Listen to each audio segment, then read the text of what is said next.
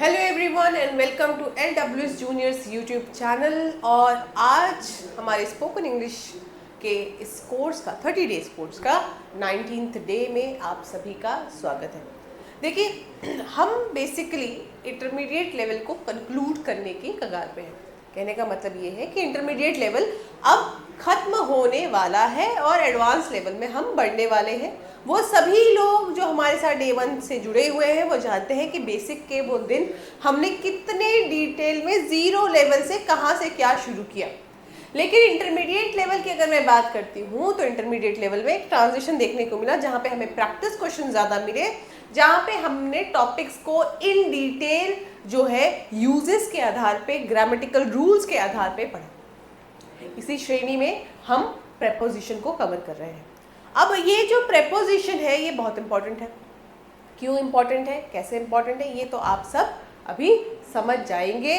खुद से आपको पता चल जाएगा कि हमें इसको कैसे कवर करना है। ठीक, देखिए, जब हमने प्रेपोजिशन शुरू किया तो आपने देखा होगा कि प्रेपोजिशन को मैंने फंक्शनल कैटेगरी के हिसाब से कुछ ग्रुप में बांट दी। प्रेपोजिशन बहुत सारे होते हैं, उन सभी प्रेपोजिशन को जो है फंक्शनल ग्रुप के आधार पर बांट दिया गया। ठीक है, अब जब उनको फंक्शनल यूज के आधार पे बांट दिया गया तो आप ये समझते होंगे कि अब इन सब की जब सेम कैटेगरी है तो कुछ तो डिफरेंस होगा।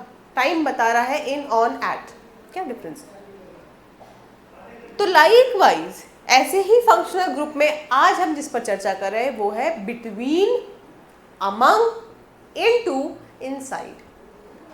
बिटवीन, अमंग, इनटू, इनसाइड, चारों एक जैसे लग रहे हैं क्या? नहीं। आप कहोगे मैम इनटू इनसाइड तो अलग ही होता है, वो तो इन इनटू इनसाइड करते तब कुछ बात बनती। लेकिन अगर आप ध्यान से देखेंगे ये चारों के चारों बात करते एक स्मॉलर एस्पेक्ट में जो स्पेस होता है उसकी। बिटवीन और अमंग बात करते हैं कंपैरिजंस की, जो आप आगे पढ़ेंगे। हर एक प्रेपोजिशन का आप यूज पढ़ेंगे, उनके लिए वर्कशीट्स दी जाएंगी, प्रैक्टिस क्वेश्चंस दिए जाएंगे और आप उसको करेंगे। आप जानते हैं सबसे बढ़िया होता है fill in the blanks. Fill in the blanks आपके जो ग्रामेटिकल जो आपके रूल्स है उसको क्या करेगा, रिवाइज कराएगा। स्पोकन में जब आओगे तो स्पोकन में आपको कुछ क्वेश्चंस दिए जाएंगे, उसके आंसर्स आपको 5-5 लाइन में, जैसा मैं कहती हूँ, उसको लिखो खुद से and then narrate it. Simple.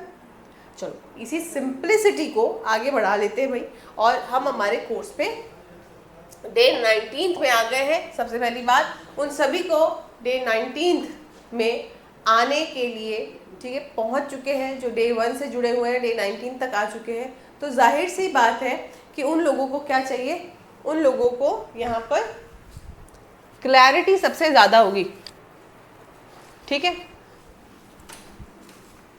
अब ये क्लैरिटी का क्या फ़ायदा है भाई? ये क्लैरिटी का ये फ़ायदा है कि वो लोग डे 30th तक, कौन से डे तक, आखिरी दिन, हमारे स्पोकन इंग्लिश की आखिरी जो वो क्लास होगी, वो जो मास्टर क्लास होगी, जिसे आप कोई भी मिस ना करना। 30th डे में जो मास्टर क्लास होगी, हो सकता है वो 1 से 1.5 घंटे के बीच की वो क्लास चलती रहेगी और उसमें अब तक की पूरी जर्नी जो हमने कवर की है स्पोकन इंग्लिश की, वो सब कवर होगा। ठीक है, चलिए, प्रेपोजिशन मैंने बोला हम आज क्या पढ़ रहे हैं, बिटवीन, अमंग, इनटू, इनसाइड। ये चार हमारे प्रेपोजिशंस हैं। ठीक है, मीनिंग क्या है? बिटवीन कब यूज करते हैं? When used when referring to to people और to things, sometimes more when they are seen as individual or distinct items. What does it means? It basically means when you are talking about and comparing about two people, two things, or I can say two nouns, simply nouns. But it can be used for more than two nouns or two subjects or objects when each of these nouns are considered as different and distinct. Hindi में बड़ी सरल भाषा में बता देती हूँ।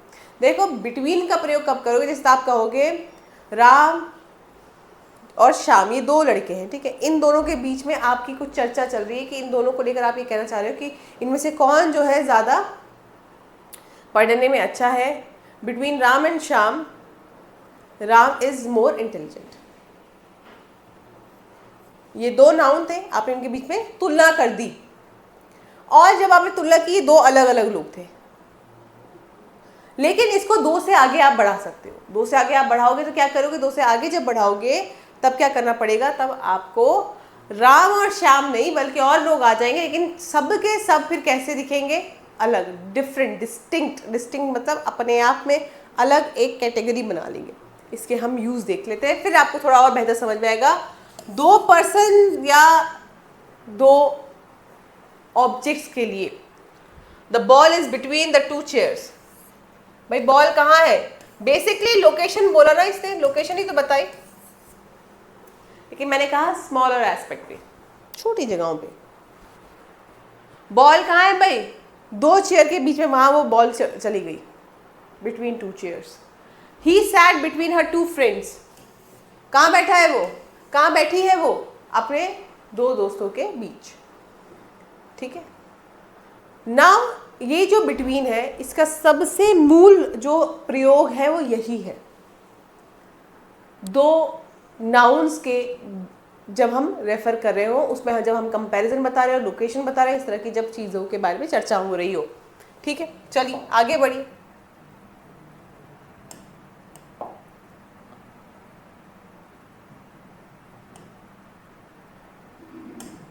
ठीक है, more than two but distinct and separate, यही तो था ना वो एक्सेप्शन, कि भाई दो से ज्यादा भी हो सकता है, लेकिन जब वो दो चीजें अलग अलग होंगी।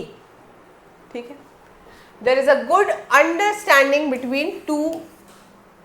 Between the team members. Sorry, अब टीम मेंबर्स, अब टीम में जो है भाई जी, कोई एक या दो व्यक्ति नहीं होता। टीम जो होती है दो से अधिक लोगों की ही बनेगी, और आमतौर पे अगर आप देखो कि टीम 8, 10, 12 ऐसे लोगों की बनती है, कम से कम 5 की तो बनेगी, छोटी सी टीम भी होगी तो 5 लोगों की।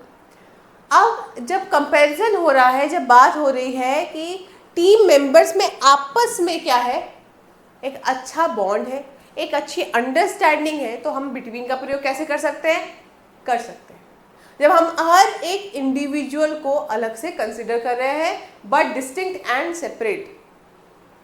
जो भी वहां पे लोग मौजूद है उसमें, दो से अधिक में, ठीक है, उस ग्रुप में, तो हर एक इंडिविजुअल अपने आप में अलग है, अलग से काउंट किया जा रहा है। Time, the meeting is scheduled between, scheduled, sorry, इसको क्या बोलते हैं, शेड्यूल नहीं बोलते, शेड्यूल्ड बोलते हैं। The meeting is scheduled between 2 and 3 PM। Meeting जो है 2 और 3 PM के बीच में कहीं फिक्स की गई है। ठीक है, तो यहाँ पे क्या होता है, एक रेंज की बात आ गई, तो दो जो आपके वहाँ पर यूनिट्स होंगे, लोग होंगे, चीज़ें होंगी, कुछ भी होगा, वो क्या बन जाती है, मैटर ऑफ कंपैरिजन बन जाता है, मैटर ऑफ लोकेशन बन जाता है। ठीक है, और उसी से आप जो है आपस में तालमेल बिठा सकते हैं। अब वो सभी लोग जिनको यहाँ पे समझने में दिक्कत आ रही है, तो एक बात ध्यान रखिए, जब आप इसकी डेफिनेशन को रटेंगे तो कुछ काम नहीं आएगा, क्योंकि यहाँ पे हम किसी रिटन एग्जाम की तैयारी नहीं करें, हम यहाँ पे स्पोकन इंग्लिश की तैयारी करें। तो आप इसके प्रयोगों को समझिए। तो इसीलिए जो यूजेस है उसका काम ही यही है, यूजेस की मदद से आप सीखे, अच्छा ठीक है, बिटवीन का प्रयोग मुझे करना है, जब ये परिस्थिति होगी, ये परिस्थिति होगी, ऐसा होगा, वैसा होगा। ठीक है, चलो अब कॉमन स्पोकन फ्रेजेस में क्या है, between you and me. Yes, this information should be kept between you and me. It should remain between you and me. ये बात हम दोनों के बीच ही रहनी चाहिए। Between Monday and Friday,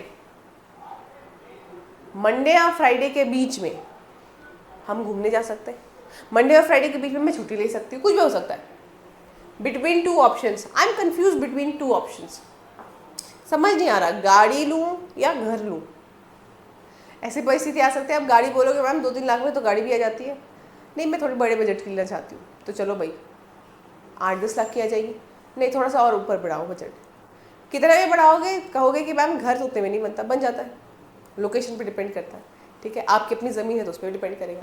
खैर, ये सब बातें इसलिए बताना चाह रही हूँ कि बस मेरा जो आपको एग्जाम्पल देने का मतलब था, मकसद था, वो यही था। preposition among. Fine.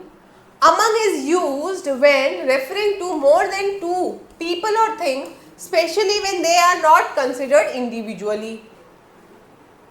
दो से अधिक के लिए यूज होगा among का, दो के लिए यूज नहीं करोगे। लेकिन दो से अधिक के लिए जब यूज कर रहे हो, प्रयोग में ला रहे हो, तो ध्यान रखो कि कंपैरिजन जब हो रहा है, बात जब हो रही है, वो उन सब इंडिविजुअल को, एक एक को अलग नहीं मान रहे हैं, एक ही कैटेगरी का हिस्सा मान रहे हैं। कैसे? ग्रुप या कलेक्शन, जैसा मैंने कहा आपको, कैटेगरी, ग्रुप या collection. She was among friends, वो मेरे दोस्तों में से ही एक है। तो दोस्त जो है, फ्रेंड्स जो है, ये उस ग्रुप का हिस्सा है ना, among. He was standing among the crowd, among crowd भाई, ग्रुप, झुंड का हिस्सा। He is one of his kind, अपने आप में एक इंडिविजुअल, अलग इंसान, जो हर एक इंसान अलग होता है अपने आप में। लोग कहते ज़रूर है कि भाई इसकी कुछ आदतें हैं जो अपने पापा से मिलती है, मम्मी से मिलती है, कई लोग एक दूसरे में रिलेट करते हैं। ले दे के देख लेना, कोई भी एक दूसरे से सिमिलर नहीं हो सकता, 100% कोई मैच नहीं कर सकता, यूनिकनेस सब में होती है। लेकिन जब बात हो उन कलेक्शंस की, कलेक्टिव नाउन पढ़े हैं ना, बताया था कलेक्टिव नाउन मैंने, बिल्कुल बताया था। नहीं देखा हुआ है, जाइए पीछे और जाकर नाउन एंड एडजेक्टिव वाला जो वो पार्ट्स ऑफ स्पीच मैंने एक्सप्लेन किया, उसको जाके पढ़िए, जाइए बेटा, नहीं तो समझ में नहीं आएगा कलेक्शन। तो वो जो ग्रुप होगा, समूह होगा, जिसका जो नेचर है, जिसका जो कैरेक्टरिस्टिक है वो एक जैसा है, वहाँ के लिए यूज़ करोगे। शेयरिंग और डिस्ट्रीब्यूशन, जब बात हो शेयरिंग एंड केयरिंग की, जब बात हो किसी चीज़ के बंटवारे की, तो आप क्या करेंगे? साझेदारी के लिए क्या यूज़ करेंगे? Among. Distribute sweets among the children, बच्चों में मिठाइयाँ बांट दो। बच्चे कुछ अलग है नहीं, वो एक ही ग्रुप का पार्ट हो चुके हैं, उनमें मिठाइयाँ बांटनी है, अमंग। ठीक है, दो से अधिक यानी कि ग्रुप यानी कि कलेक्शन। ध्यान दीजिएगा, कंफ्यूज नहीं होना है। बिलोंगिंग टू ग्रुप, हाँ भाई ये ग्रुप बार बार आ रहा है। जब आप ये बताना चाह रहे हो कि आप उसी ग्रुप का एक हिस्सा हो, he is among the top performers in the class, class में उत्कीर्ण जो परफॉर्मेंस देने वाले, ठीक है, सर्वोच्च अपनी प्रतिभा दिखाने वाले बच्चों में से, वह भी उन बच्चों में से एक है। तो यहाँ पे क्या हुआ? उस कैटेगरी से वो बिलोंग करे, भाई टॉपर कैटेगरी का है वो। ठीक है, कैसे यूज करोगे? Among many options, among the students, among friends, use में तो आएगा। अब कहना कैसे है, यूज कैसे आएगा, जब वर्कशीट देखोगे तो और अच्छे से समझ जाओगे, क्योंकि फिर इन द ब्लैंक्स के अलावा भी क्या मिलेगा? स्पीक अलाउड क्वेश्चंस मिलेंगे। ओके, तो हमने कर लिया बिटवीन कवर, अमंग कवर, अब आएगा इनटू और फिर आएगा इनसाइड।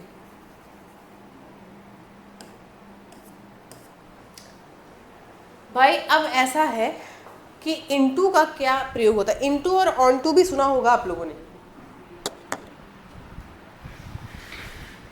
इनटू ऑनटू सुना है कभी? अब मैं अगर आप लोगों को सिंपल भाषा में बताने की कोशिश करूं कि आप इनटू, जैसे इन, इनटू, इनसाइड, ये तीन चीज़ें हैं जिनमें बनी तो सारी इनटू, इन से ही है ना? तो इनमें कुछ कॉमन चीज़ें हैं, इनमें कन्फ्यूजन है बिल्कुल। तो मैं आपको सिंपल भाषा में इसकी डेफिनेशन बताने से पहले इन, इनटू और इनसाइड के बारे में कुछ बता देती हूँ, ठीक है?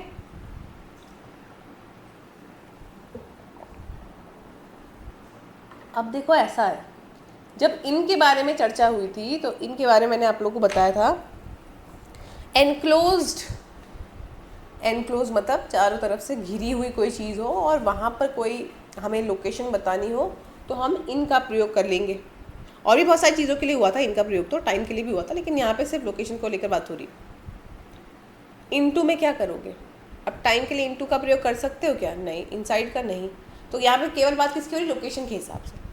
अब इनसाइड क्या हो जाएगा, जब आप कहना चाह रहे हैं कि कोई बॉक्स है, बॉक्स के अंदर कोई चीज़ है, इनसाइड, यानी कि इन और इनसाइड, साइड्स के भी अंदर, ठीक है। तो जब मैं बेसिकली क्या कर रही हूँ, मोटे मोटे तौर पे किसी चीज़ की बिल्कुल इनसाइड आउट पूरी पैकेजिंग के बारे में बात हो रही है कि कोई पूरे बॉक्स के अंदर, बंद बॉक्स के अंदर कोई चीज़ है इनसाइड, ठीक है। बंद कमरे के कोई अंदर है इनसाइड, ऐसा कुछ हो सकता है, यूज़ हो सकता है।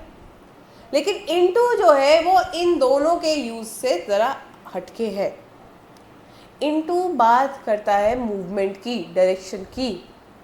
जब आप, मैं आपको एक चीज़ बताती हूँ, जैसे यहाँ पे लिखा हुआ है इनटू शोज, क्या लिखा हुआ है यहाँ पे, इनटू शोज मूवमेंट और direction from outside to inside of something. Into क्या दिखाता है, मूवमेंट दिखाता है, आउटसाइड से इनसाइड तक का वो मूवमेंट दिखाता है। लेकिन मैं अगर कहूँ कि जब आप एक सरफेस से, मान लेते हैं ये लैंड है, ये वाटर है, अब आप जो है स्विमिंग पूल में डाइव लगा रहे हैं, ठीक है, तो आप क्या करेंगे, he jumped into the swimming pool. क्यों कहा आपने ऐसा, सरफेस में चेंज आया। इनटू का प्रयोग क्या होता है, मूवमेंट तो देखना चाहिए आपका कि जो बॉडी है वो स्टैटिक नहीं है, ठीक है, वो एक जगह पे जड़ नहीं है, वो मूव कर रही है, और जब मूव हो रही है तो एक सरफेस से दूसरी सरफेस की तरफ बढ़ रही है, उसका सरफेस भी चेंज हो गया, समझ है। अब चलिए, इतना तो बताना मेरा फर्ज था, लेकिन अब आगे जो है इसका एक्चुअल यूज हम देखेंगे कि इनका एक्चुअल यूज क्या है।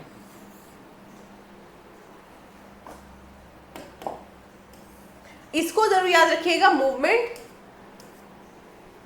डायरेक्शन, और क्या है डायरेक्शन का फ्लो, आउटसाइड टू इनसाइड, ध्यान रखिएगा एरो किस तरफ है, मूवमेंट टू द इनसाइड। चलो भाई, she walk into the room, she jumped into the pool.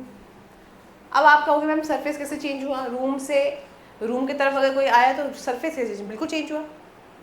मान लेते हैं आपके घर में वरांडा है, आपके घर में एक ड्राइंग रूम है, आपके सरफेस चेंज होने से अब यहाँ पे मतलब ये है कि अब आप देखिए कि जो एक रूम होता है, ठीक है, और आप बाहर से कहीं से आ रहे हैं तो आप अंदर की ओर आ रहे हैं, तो इनसाइड आप मूवमेंट दिखा रहे हैं, तो यहाँ पे लग गया she walked into the room, ठीक है।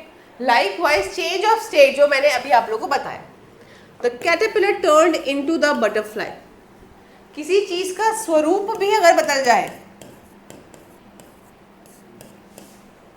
अगर कहीं पे स्वरूप के बदलाव की भी बारे में बात हो रही होगी तो भी हम जो है इनटू का प्रयोग करेंगे। इंटरेस्ट और इन्वॉल्वमेंट, जब आप किसी चीज में अपनी रुचि दिखा रहे हो या इन्वॉल्वमेंट कहोगे तो कैसे कहोगे, इन्वॉल्वमेंट आपकी साझेदारी नहीं कहना चाहिए उसको, उस काम में आपका रोल, आपका दखल अंदाजी भी नहीं, इंटरफेरेंस हो जाता है वो, दखल अंदाजी मतलब आप उस चीज काम को करने में शामिल हो, किसी चीज में शामिल होना, इन्वॉल्वमेंट।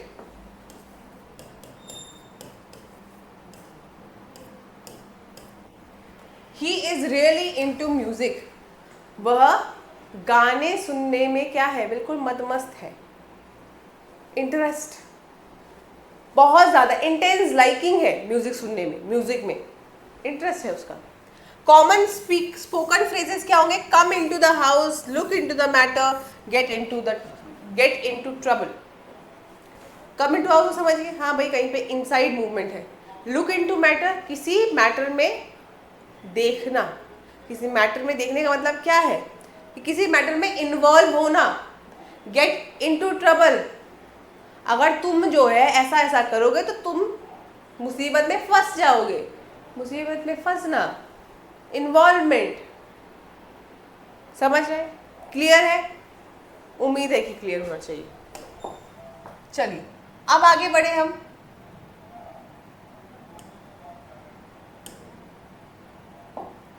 चलिए जी, अब बड़ी तेज तेजी से हम इनसाइड की तरफ आ गए। अब इनसाइड में हमें कैसे कौन से प्रेपोजिशंस को कवर करना है उसके बारे में बात करेंगे। प्रेपोजिशन के जितने भी प्रैक्टिस क्वेश्चंस हैं, अगर आप हमें कमेंट सेक्शन में बताएंगे ना कि हमने ये अटेम्प्ट किया है, ऐसे अटेम्प्ट किया है, इसका इतना है रेशियो प्रोपोर्शन जो भी है, तब जाके ही मैं आप लोगों की कोई मदद कर पाऊंगी उसको क्या करने में, इवैल्यूएट करने में। ठीक, इवैल्यूएट, उसका आंकलन हो पाएगा कितने सही हो कितने गलत हो, नहीं तो गूगल में ढूंढते रह जाओगे। सिंपल है, डन। इनसाइड, अब इसकी मीनिंग क्या है? Inside indicates the position of something with in a space और ऑब्जेक्ट। जैसा मैंने कहा, किसी भी चीज के अंदर,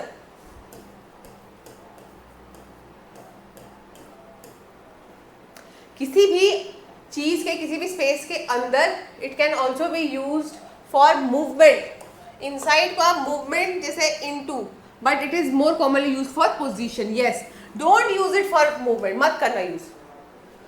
इनसाइड को मूवमेंट के लिए तब यूज करना जब तुम्हें लगे कि हाँ उसका सूटेबिलिटी है। पोजीशन के लिए, पोजीशन के लिए प्रयोग में उसको लेके आना, जैसे position, where something is located, the keys are inside drawer. Location बता रहे हो, बताओ भाई चाबी कहाँ रखी है, चाबी दराज में रखी है। मूवमेंट, मूवमेंट में कम, बहुत कम प्रयोग होता है मूवमेंट में, इसलिए मैं कहती हूँ मत ही यूज करो।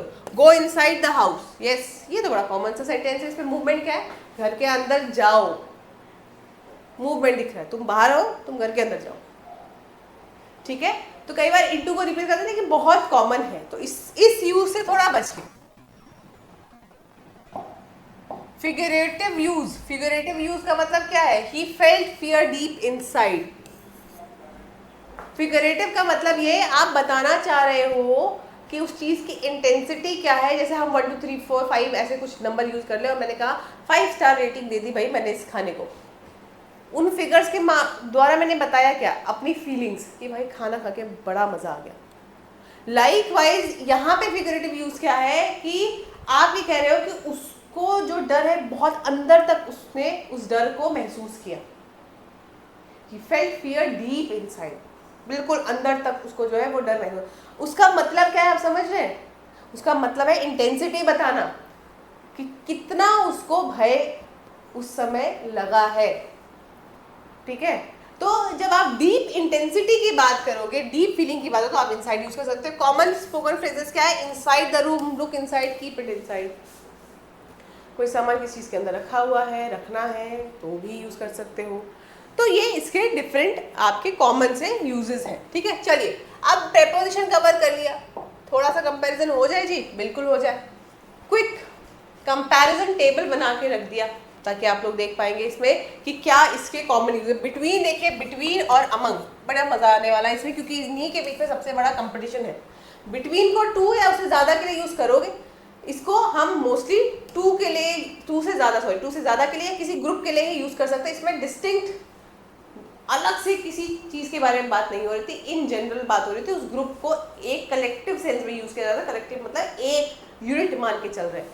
यहाँ पर 2 इंडिविजुअल हो, 2 से अधिक हो, हर एक को अलग अलग मान के ही चल रहे हैं हम। ठीक है, she sat between her parents, अपने माता पिता के बीच में वो जाकर बैठ। The prize was hidden among the books, prize कहाँ है? किताबों के कहीं बीच में। आ तो दोनों बीच में रहे हैं, लेकिन आप खुद देखिए, अमंग द बुक्स है, मोर देन 2 है। ठीक है, कलेक्टिव सेंस जा रहा है। फाइन, आगे बढ़िए। इनटू और inside, movement from outside to inside, location within something. Yes, into में मोस्टली लोकेशन की बात नहीं होती, मोस्टली बात होती है मूवमेंट की, जब बाहर से कोई चीज अंदर की ओर आ रही हो। और इनसाइड में क्या हो रहा है? आप एक स्टैटिक लोकेशन पे होते, किसी भी चीज के स्टैटिक लोकेशन पे होते हो। He ran into the room, the gift is inside the box. कितना फर्क है देखो, वह कमरे की ओर दौड़ा। ठीक है, मूवमेंट दिख रहा है आपको, बाहर से अंदर की तरफ आया। The gift is inside the box, location पता चली गिफ्ट कहाँ है भाई? गिफ्ट उस बॉक्स के, उस बक्से के अंदर है। तो यहाँ पे कोई मूवमेंट है क्या? नहीं, यहाँ पे क्या है? लोकेशन है कि कोई चीज रखी गई है, कहाँ रखी गई है। सिंपल है। अब इसी कंपैरिजन वाले टेबल के आधार पे, इसी तुलना के आधार पे आपको पता होना चाहिए कि मुझे इन प्रपोजिशंस का यूज कहाँ कब कैसे करना है।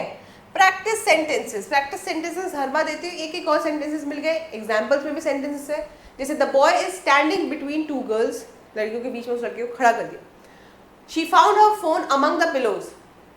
अब घर पे क्या होता है, कई बार साफ सफाई करते समय या जब आप कभी संडे में रिलैक्स कर रहे होंगे तो घर की साफ सफाई या उसका मैनेजमेंट जो होता है वो उतना हो नहीं पाता, ठीक है। लोग बड़े मज़े से लेज अराउंड करते हैं, ठीक है, आलस के चक्कर में इधर उधर चीज़ें फेंकते रहते हैं। उसमें क्या होता है, उस मेस में आपका कोई इंपॉर्टेंट सामान, माने चाबी ही गुम हो गई, ढूंढ पाओगे कैसे ढूंढोगे, तो आप क्या करोगे।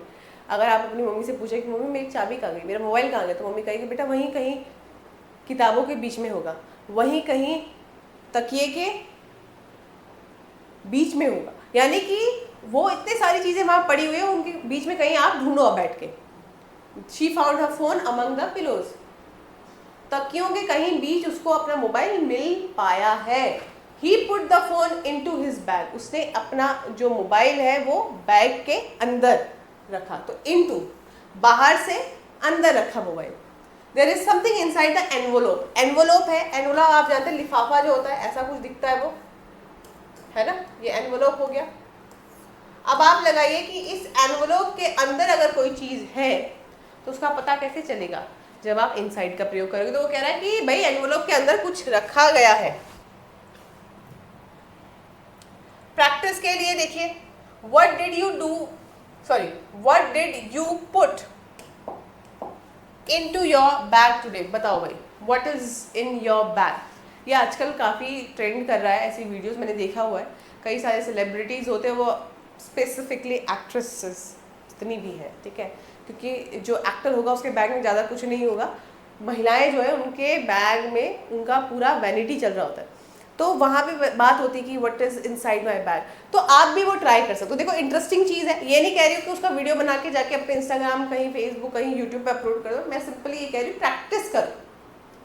क्वेश्चन पूछ रहा है वो आपसे, what did you put into your bag today, आपने अपने बैग में आज क्या क्या चीज़ें रखी हैं, बता दो भाई। हमेशा कहती हूँ ऐसे प्रैक्टिस क्वेश्चन के लिए 5 सेंटेंसेस आपके पास होने चाहिए, लिखो बोलो या डायरेक्टली बोलो, लेकिन करना तो पड़ेगा आपको, वरना ये स्पोकन इंग्लिश का जो ये पूरा कोर्स है वो आपके लिए अधूरा रह जाएगा। क्योंकि मेरे एंड से तो मैं हर वो प्रैक्टिस क्वेश्चन दे रही हूँ जिससे आपको मदद हो, लेकिन अगर आप ही नहीं करेंगे तो फिर कैसे आप सीख पाएंगे, ठीक है। इस कोर्स का सक्सेस आप पर डिपेंड करता है। मेरा काम जो है मैं उस काम को पूरी तरह से कर सकती हूँ, लेकिन अगर पढ़ने वाला नहीं पढ़ेगा तो ये कोर्स अपने आप में आप इंडिविजुअल के लिए एक फेलियर साबित हो जाएगा, ठीक है। Who sat between you and your friend in the class, imagine करो क्लास में बैठे हो और अचानक से कोई तुम्हारे बीच में आकर बैठे, बताओ भाई, अब जवाब दो, कौन बैठा है वहाँ पे। जो है एक नई एडमिशन हुई थी, वो लड़की आके बैठ गई, उसको बिठा दिया गया। ये इंग्लिश में, किसमें बोला है, अंग्रेजी में, समझे। यही तो चैलेंज है, यही तो इस स्पोकन इंग्लिश प्रैक्टिस का पार्ट है कि आपको स्पीकिंग क्वेश्चंस जो दिए गए वो ऐसे ही क्वेश्चंस होंगे, एक रियल लाइफ सिनेरियो, असल जिंदगी में कोई घटना जो घट सकती है उसके बारे में बात होगी, ठीक है। Did you find your keys inside the car, क्या तुम्हें तुम्हारी गाड़ी की चाबियां गाड़ी के अंदर मिली क्या, बताओ, जवाब दो। हो सकता है ना ऐसा, कई बार ऐसा होता है कि लोग गाड़ी जो है, क्योंकि आजकल की गाड़ियाँ क्या है ऑटोमेटिक ज़्यादा काम करती हैं, कई बार लोग चाबी अंदर छोड़ के बंद कर देते गाड़ी, लो भाई लॉक हो गया। तो इसीलिए अब तो इनफैक्ट जो है जो कंपनी है वो भी अपनी मैन्युफैक्चरिंग में ध्यान रखती है कि भाई ये गलतियाँ मत करो। आजकल के लोग तो बिल्कुल भूले भटके, जैसे मैं बताती हूँ स्कूटी में क्या होता है। स्कूटी में पहले होता था कि चाबी जो है कई बार लोग डिक्की के अंदर बंद कर देते थे, ठीक है, क्योंकि डिक्की का जो लॉक होता था वो यहाँ साइड में कहीं होगा, ठीक है, और चाबी आप जो है गाड़ी को बंद करके बिना लॉक किए भी ऐसे निकाल सकते हो, बंद करके भी सिंपल निकाल सकते हो, चलती गाड़ी में भी वैसा कुछ हो सकता है, ठीक है। अब आते आते क्या हो गया, गाड़ियों के जो मालिक हैं उनको समझ में आ गया कि लोगों का जो प्रेजेंस ऑफ माइंड है वो हो गया है पंचर। तो क्या करना चाहिए, करना ये चाहिए कि इनको चाबी निकालने का आप सर ही मत दो, डिक्की लॉक है, ठीक है, ठीक है, तुमने डिक्की और जो आपकी गाड़ी है उसके लिए सेम स्विच बना दिया। समझ रहे? दो ऐसा कर सकते हैं लोग अभी भी, स्कोप तो लोगों के पास गलती करने का बहुत है, कुछ सुधार करने का स्कोप हमारे पास कम हो जाता है, लेकिन गलती करने का हमारे पास स्कोप बहुत होता है। तो ये सारे कुछ फीचर्स आ जाते हैं गाड़ियों में, ठीक है। चलिए, what is something you lost among your things? तुम्हारी इतनी सारी चीज़ों में तुमने क्या खो दिया? तुम गए कहीं सैर सपाटे के लिए, अब इमेजिन करो तुम गए कहीं घूमने के लिए, तुमने बड़े सारे पैकिंग की थी, दो बैग भर के पैकिंग की थी, अब तुम कह रहे यार मुझे लग रहा है मेरा कुछ सामान में से कोई चीज़ मिसिंग है। Among my stuff something is missing, मेरे सामान में से मुझे लग रहा है कुछ तो मिसिंग है। सोचो क्या मिसिंग है और फिर बताओ, और उसको लिख दो। अब तो लिखना शुरू कर दो भाई, अब देर मत करो, क्योंकि अब भी अगर लिखने में सोचना पड़े तो गड़बड़ हो जाएगी। अब ये रहे फिल इन द ब्लैंक्स के क्वेश्चंस। इसमें बिटवीन, अमंग, इनटू और इनसाइड में से कौन सा प्रीपोजिशन यहाँ पे यूज में आएगा, आप उसको लिख दीजिए, ठीक है। उसके बाद यहाँ पे आपको यहाँ इस ब्रैकेट में, इन ब्रैकेट्स में देखिए आपको प्रीपोजिशन का ऑप्शन दिया हुआ है। करना क्या है, चूज द करेक्ट वन, जो सही लगता है। जैसे for example the cat jumped dash the box. Jumped क्या है, ये मूवमेंट है, तो क्या यूज करना चाहिए भाई, इनटू। दो इनसाइड के लिए भी हम इनटू और इनसाइड कई बार रिप्लेस हो जाते हैं, लेकिन यहाँ पे क्लियरली पता चला कैट जो है कूद रही है और बॉक्स के अंदर कूद रही है। सरफेस में चेंज है, अभी यहाँ फ्लोर पे थी, अभी बॉक्स में जा रही है, इनटू लगेगा। आंख बंद करके इनटू पे टिक करो। यही क्लैरिटी तो आपको चाहिए और इसीलिए तो यूजर्स अच्छे से पढ़ाए। तो यहाँ पे जितने भी ऑप्शन गिवन है उसमें से आपको करेक्ट प्रीपोजिशन को क्या करना है, चूज करना है, ठीक है। ओके, अब यहाँ पे कुछ गड़बड़ हो सकती है, जैसे the puppy hid between the crowd. अब ये बिटवीन है, क्या ये सही है, बताओ भाई, इसको रीराइट करना है। मैं एक बार करके बता देती हूँ। द पपी हिड, क्राउड है, क्राउड क्या है भाई, कलेक्शन है, कलेक्शन ऑफ पीपल, ग्रुप है, दो से अधिक लोग हैं यहाँ पे शामिल। क्राउड दो लोगों से नहीं बनता है, क्राउड के लिए कितने लोग चाहिए बताओ कमेंट सेक्शन में।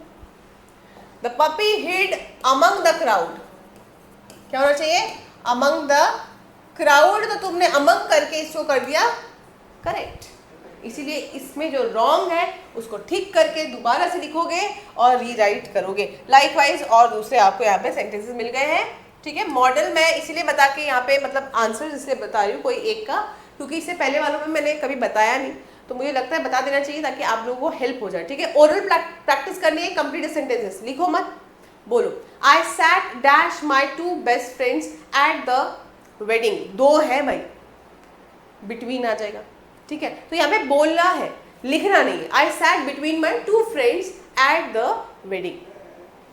सिंपल है, कोई समस्या उम्मीद है नहीं होनी चाहिए, ठीक है। चलिए, अब यहाँ पर ये हमारा सेशन खत्म होता है। मुझे उम्मीद है कि आप लोगों को यहाँ पे काफ़ी सारी जानकारियाँ मिली होंगी, काफ़ी कुछ सीखने को मिला होगा। और ये जो हमारा डे 19 है, बस एक और क्लास हम दूर है अपना एडवांस लेवल शुरू करने से।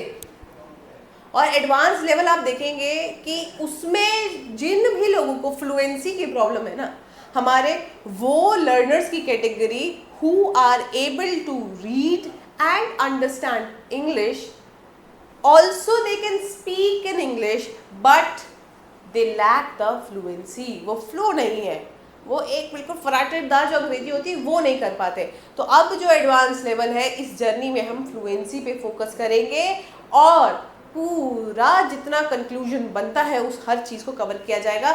मास्टर क्लास का ध्यान रखिए, डे 30th में आखिरी दिन जो होगा स्पोकन इंग्लिश कोर्स का, उस दिन चलेगी मास्टर क्लास। और मास्टर क्लास जो है आपके 1 से 1.5 घंटे के बीच में ये क्लास चलती रहेगी।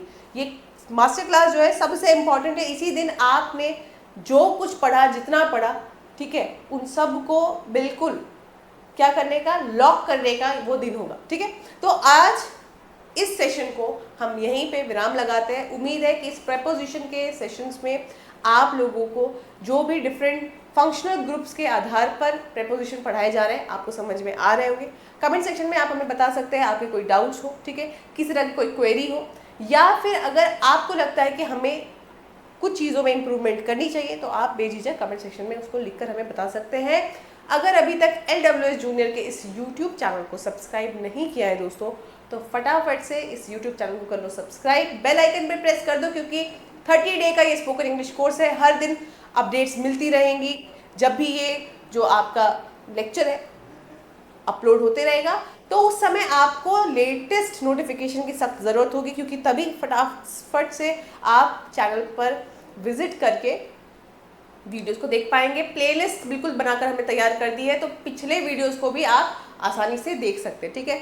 If you feel this video is informative and useful for you, please like and share these videos to those whom you find is important, ठीक है, जिनके लिए आप ये फील करते हैं कि ये वीडियोस ज़रूरी है, जो लोग आपके लिए भी ज़रूरी है, आपके फ्रेंड्स हो, फैमिली हो, कोई भी हो, ठीक है, जिनको इस कोर्स की जानकारी, स्पोकन इंग्लिश सीखने की वो रुचि है और ज़रूरत भी है, ठीक है। चलिए, आज की इस क्लास को तो हमने ख़त्म कर दिया है, लेकिन मुलाकात होगी आपकी डे 20th में आप लोगों से, जहाँ पे हम इस प्रपोजिशन को ही कंक्लूड कर देंगे एंड फिर उसके बाद शुरू होगी हमारी एडवांस क्लास सेशंस, और वो 10 दिन का वो एडवांस सेशन आप लोगों के लिए सबसे ज़रूरी होने वाला है, ठीक है। So don't miss any of these lectures, be honest with yourself and follow each and every day these lectures so that you can learn English just in 30 days and that too at free of cost, ठीक है। चलिए फिर मिलते हैं आपसे, तब तक आप सभी अपना ध्यान रखें।